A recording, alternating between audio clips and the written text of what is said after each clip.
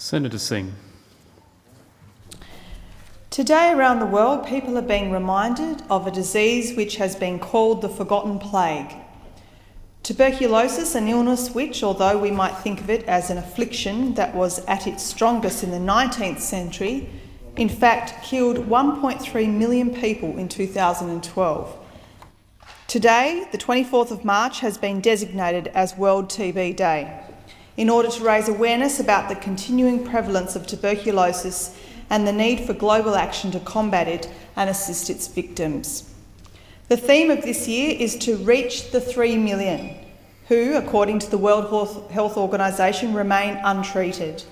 Of the roughly 9 million people ill with TB, a third fall through the cracks and are missed by the health systems. The Global Fund to Fight AIDS, TB and Malaria is an organisation that helps to halt the spread of disease, slowing and even reversing instances of these preventable illnesses. The Global Fund has helped to test and treat more than 6 million cases of TB and provided more than 29 million mosquito nets to protect families from malaria. In the poorest countries of our region, Timor-Leste and Laos, the Global Fund provides the overwhelming majority of TB resources. Yet despite this essential work, the Abbott government has failed to properly fund the Australian contribution to this organisation, falling some $175 million short of the $375 million expected from our country. We call on the Abbott government to pull its weight and fund Australia's fair share of this global effort. This, of course, is but one of the multitudes of cuts to the foreign aid budget, with $4.5 billion being lost across the range of programs and agencies.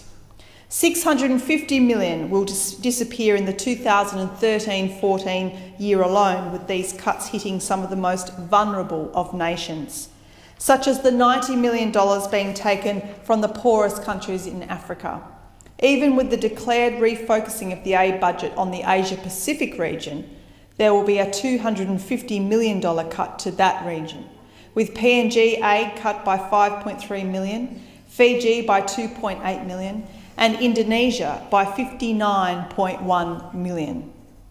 At the turn of the millennium, Australia was one of 189 countries around the world to gather at the United Nations in New York and adopt the Millennium Declaration. Among other things, the Declaration contained a solemn resolution to spare no effort to free our fellow men, women and children from the abject and dehumanising conditions of extreme poverty. From that declaration sprang the Millennium Development Goals, the MDGs, a series of practical targets and measures of progress to be tested up until 2015, when the program is scheduled to conclude. People of enterprise and goodwill can and have worked together to overcome the most severe of circumstances. Cambodian farmers construct canals to boost their yields of rice and vegetables on tiny, otherwise dry plots of land. Children make the journey to new kindergartens in Uruzgan, Afghanistan, where 6 out of 10 children don't go to school. And the gradual, painstaking work of building a quality healthcare network continues in Pacific islands like Tonga, where 20 nurses have just graduated with advanced diplomas. These are just some of the examples of progress being made with the support of Australia's overseas development assistance, some of many thousands of stories that cannot help but make every Australian proud of our aid program. Australia's aid program is delivered both directly by Australians and by partner organisations from across the world. NGOs, fellow governments, volunteers, businesses, academia all have a role to play in the Australian aid program, and each partner is rigorously assessed on the effectiveness or value of the donation that Australia makes. I was visited this month by representatives of Results Australia, an organisation with whom I've long had a relationship in my home state of Tasmania, in their campaigns for microcredit and empowering women. They brought to my attention to a number of multilateral organisations to which this country has made contributions that have ranked highly on the Australian multilateral assessment undertaken in March 2012, either in the effectiveness of their work, relevance to the strategic goals Australia has set for its aid dollar, or both. And I want to mention some of these programs today. We can claim that Australian aid has assisted in wiping out polio from the Pacific and has seen more than 1.5 million children immunised against measles and polio in Papua New Guinea. We maximise our aid when we join with global multilateral organisations to multiply the impact of our funding.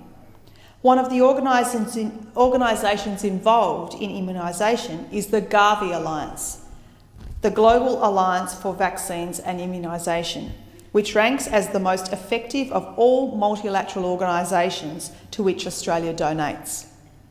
Gavi is a public-private health partnership which operates where there are high burdens of disease. Through donor investment, it cuts the cost of vaccine, but requires recipient countries to co-invest in the rollout of vaccines to guarantee an effective and integrated national health system. It operates in countries across the world, including in our near region, our neighbours, Indonesia, PNG, Laos and Myanmar. At the Gavi conference in June 2011, the Australian government announced a boost in its commitment, increasing our contribution from 60 million over 3 years to 200 million in the 2011-13 contribution, a contribution that we think saved 167,000 lives. But unfortunately, that commitment concluded in January this year. It is essential that Australia renew its commitment and help Gavi reach the goal over immunising 500 million children by 2015. New pledges of 75 million each year in 2014 and 15 would go a very long way to doing this, and I urge the Abbott government to make this pledge and fund this important work. Finally, I want to mention the Global Plan for Education. 57 million children worldwide are still denied primary education. 250 million fail to acquire basic reading and numeracy skills or drop out within 3 years of commencing school, sometimes as a result of violence, sometimes the lack of value attributed to education, or to perform other duties for families or communities. Education currently accounts for 20% of Australia's total aid, and it is a central pillar of our programs. The 2013-14 budget provided $1.16 billion for education as part of a 5-year plan of $5 billion. That includes $270 million over 4 years for the Global Plan for Education to support the national education plans of developing countries. The GPE is currently seeking commitments, and I want to pass on a request from the aid sector for the government to continue to be a leading contributor in this vital effort. A pledge of $100 million per year to the GPE for the period 2015-18 would enable the GPE to assist our neighbours with their education plans and cement the other objectives of the aid program. Every story of Australia's aid program is a source of pride, but it must also be a source of energy. The Millennium Pledge was for each country to contribute 0.7% of gross national income to overseas development assistance. Australia is far, far from reaching that pledge. I have long been a critic of the coalition government's particular neglect of this commitment in years immediately following Mr Howard's attendance at the General Assembly. Following in his footsteps 2 days before the eve of the election, the now government announced it could not commit to a timeline for the achievement of a fraction of our pledge, the 0.5 of GNI, which has become a feature of the aid funding debate in this country. But while they may have aborted this timeline, we can make the concrete commitments that Results Australia and others in the aid sector have time and again reminded me of the effectiveness and the urgency of. If we cannot reach our Millennium commitment in the next year, Let us chart a course in conjunction with partner organisations to do what we can in the approaching years.